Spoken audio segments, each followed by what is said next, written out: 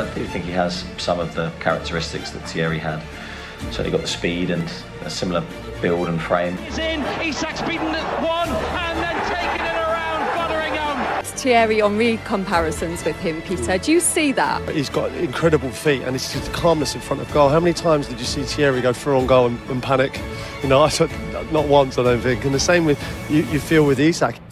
Alexander Isak est sans conteste l'un des attaquants les plus en forme cette saison de 2024-2025. 13 buts et 4 passes décisives en 18 matchs de Première Ligue et 2 buts en 4 matchs de Carabao Cup. Voilà le bilan du Suédois à mi-saison. Petit à petit, il est en train de confirmer tous les espoirs placés en lui au début de sa carrière et il est même actuellement le meilleur attaquant du monde selon moi. Mais s'il est aussi fort, ce n'est pas uniquement lié à ses qualités propres, son travail acharné et son professionnalisme. S'il est aussi fort, c'est aussi et surtout parce qu'il évolue dans un environnement stable et parce qu'il est parfaitement intégré dans un système de jeu qui lui convient parfaitement à Newcastle. Et aujourd'hui, il est devenu tellement fort, tellement efficace devant le but que forcément, il a réussi à créer un énorme intérêt des plus grands clubs européens. Il est actuellement sous contrat jusqu'en 2028 avec les Magpies et selon Transfermarkt, sa valeur marchande est estimée à 75 millions d'euros. Mais étant donné la réalité du marché du transfert actuel et la pénurie de numéro 9 de classe mondiale, en cas de départ, Alexander Isak coûtera probablement beaucoup plus que sa valeur marchande.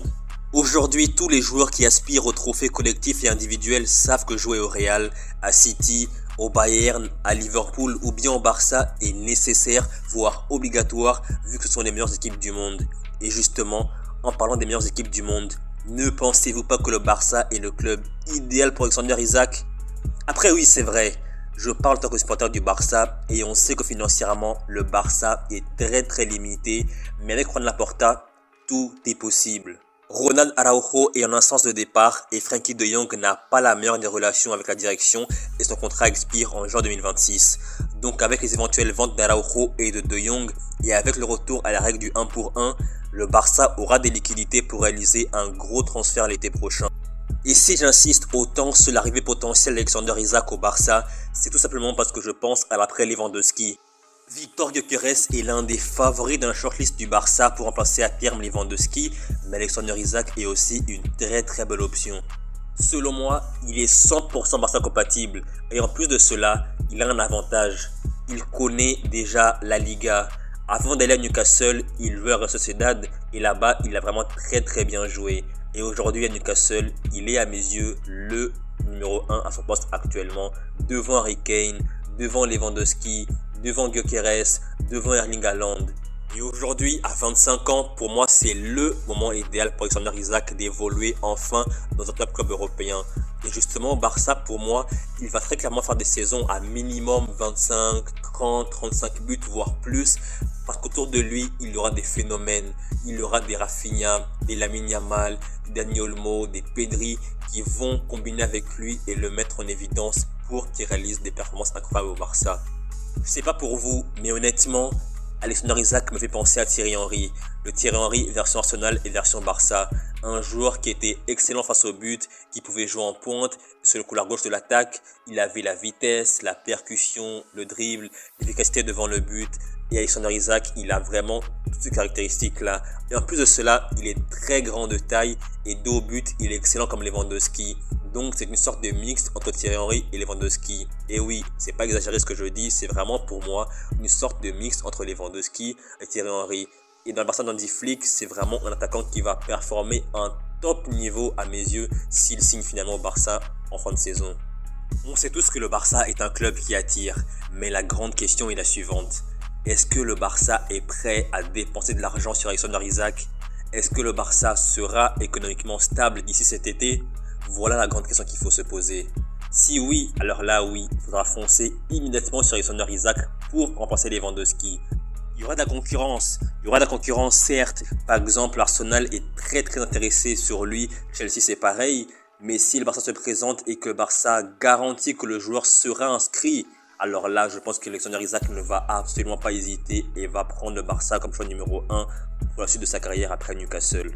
Donc pour l'instant, on ne peut qu'utiliser le conditionnel parce que le Barça financièrement, c'est pas très clair. Financièrement, le Barça est très instable, très fragile, mais avec Laporta, on ne sait jamais. Il peut lever un levier, L'accord avec Nike va être signé bientôt. Le retour au Spotify Camp Nou, il y aura de la rentrée d'argent. Donc ici cet été, il peut y avoir des surprises agréables côté barcelonais. Et on peut avoir l'arrivée de 1 ou 2 gros joueurs d'ici cet été. Et en plus de cela, il y a le départ probable d'Araujo et de Frenkie de Jong. Et ça veut dire quoi? Ça veut dire 2 gros salaires en moins et 2 annuités de transfert payées au Barça, donc des rentrées d'argent. Et ça permettrait éventuellement de signer 1 ou maximum 2 gros joueurs cet été pour le FC Barcelone. En tout cas, l'affaire est à suivre.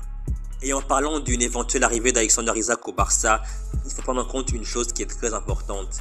Javier Tebas, il est quasiment l'ennemi numéro 1 du FC Barcelone.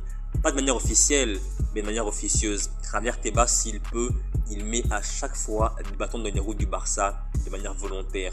Et si le Barça ne présente pas des justificatifs comme quoi financièrement ils sont stables et qu'ils peuvent recruter des joueurs de qualité, alors Javier Tebas, il va tout faire pour empêcher le Barça de recruter des joueurs. Et ça, c'est vraiment très problématique. C'est vraiment incroyable, c'est vraiment dingue qu'un président de Liga fasse ça à un tel club. Mais bon, c'est la réalité du Barça. Javier Tebas, il est quasiment anti-Barça, on le sait tous, mais bon, il faut faire avec. Il y a 2 mois, j'avais parlé de la possibilité de signer Gyökeres au Barça d'ici l'été prochain. Et aujourd'hui, je parle de Alexander Isak, qui est aussi une très belle option sur le marché des transferts. Mais aujourd'hui, à l'instant T, entre les deux, je pencherais plutôt vers Alexander Isak, même si c'est vrai, Gyökeres aussi est un joueur extraordinaire qui a certes que 2 saisons au très haut niveau, mais honnêtement, il affiche un niveau incroyable au Sporting. Et si, dans le pire des cas, Alexander Isak n'est pas une option possible pour le FC Barcelone, il faudrait se pencher sur Gyökeres, qui est aussi une très belle option sur le marché des transferts. Nous ne sommes qu'à la mi-saison, nous ne sommes qu'à la mi-janvier, et il reste encore 5 points de compétition. Il peut se passer de tout, il peut se passer des choses positives comme négatives. Il peut y avoir des blessures graves, des méformes, des formes incroyables, il peut vraiment tout se passer. Mais aujourd'hui, à l'instant T, Victor Gyökeres et Alexander Isak sont pour moi les 2 meilleures options pour l'attaque du Barça sur le moyen et long terme. Et d'ici l'été, on verra ce qui va se passer. Est-ce que le Barça sera financièrement stable, financièrement prêt à accueillir 1 ou 2 joueurs de classe mondiale? C'est ce que nous verrons. Mais à l'instant T, c'est vraiment 2 options qui sont vraiment de qualité, Gyökeres et Alexander Isak. Et vous, que pensez-vous de Gyökeres et Alexander Isak? Pensez-vous qu'ils ont le niveau pour jouer au Barça? Pensez-vous qu'il y a d'autres options qui sont encore meilleures que 2? N'hésitez surtout pas à commenter dans la section commentaires en donnant votre opinion. Et je vous dis à la prochaine pour une nouvelle vidéo. Salut!